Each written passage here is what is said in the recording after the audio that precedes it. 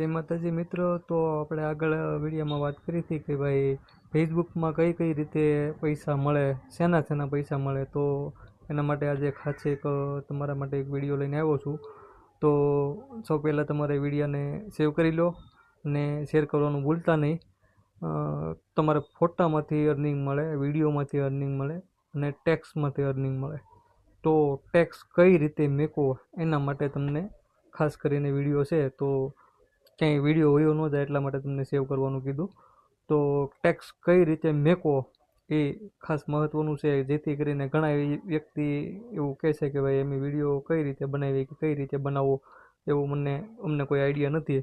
અને ફોટા મેકવામાં તે એટલા બધા અમારી પાસે કોઈ એવા ફોટા નથી. તો તમે ટેક્સ મેકીને પણ સારી એવી કમાણી કરી શકો છો. તો ટેક્સ કઈ રીતે મેકવું એ તમને આજના વિડીયોમાં તમને શીખવાડીશ ખાસ કરીને. મિત્રો, સૌ પહેલાં તમારે તમારી ફેસબુકને ઓપન કરી લેવાની.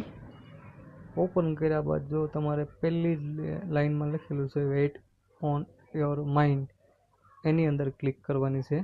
ત્યારબાદ આખું એક પેજ ખુલી જશે, જે તમારા આપણે ફોટાને મૂકીએ ને એવડું એમાં વ્હાઇટ કલરનું જે બેકગ્રાઉન્ડ છે એની અંદર જો વેઇટ ઓન માઇન્ડ લખેલું છે એને અડવાનું ટચ કરશો એટલે નીચે તમને બધાય બેકગ્રાઉન્ડ આપશે. એમાં અલગ અલગ પ્રકારના જો આ રીતનું છે, અલગ અલગ બધાય એ રીતનો કલર તમારે જોતો હોય તો કલરવાળા છે.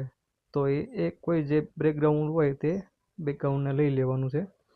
ત્યારબાદ એ બેકગ્રાઉન્ડની અંદર તમારે કોઈ સવાલ લખવાનો, જેથી કરીને સવાલ લખવાનું કારણ કે તમને કોઈ જવાબ આપે એટલે તમારી કોમેન્ટ ગણાય અને વિડીયો જે તમારી સ્ટોરી છે એ વાયરલ થાય વધારે.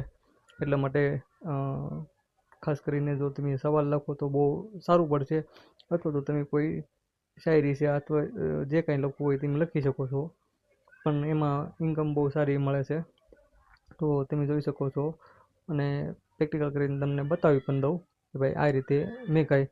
અને ત્યારબાદ પછી તમને કઈ રીતે જોવું એ પણ હું તમને કહી દઉં કે ભાઈ આ વસ્તુ છે એ તમને ટેક્સમાં કઈ રીતે પૈસા મળશે. હું નથી મેકતો, પણ આ તો તમને પ્રેક્ટિકલ કરવા માટે જો બતાવવા માટેથી મેકું છું. એટલે મારામાં નહીં બતાવે એટલે હું તમને આગળ તમે જોતા જાઓ એમ બતાવતો જાઉં. તો ખાસ કરીને આ રીતે ટેક્સ મેકવો અને બધાને અર્નિંગ થાય એ માટે આપણે એક વિડીયો બનાવ્યો છે. અને કોઈને કોઈ એવો પ્રશ્ન હોય કે ભાઈ અમારે કોઈ વસ્તુ ચાલુ નથી થતી અથવા અર્નિંગ ન થતી હોય અને કોઈ પણનો એવો પ્રશ્ન હોય તો મેસેજ કરીને જણાવજો, જેથી કરીને તમને હેલ્પ કરી શકીએ. Thank you very much.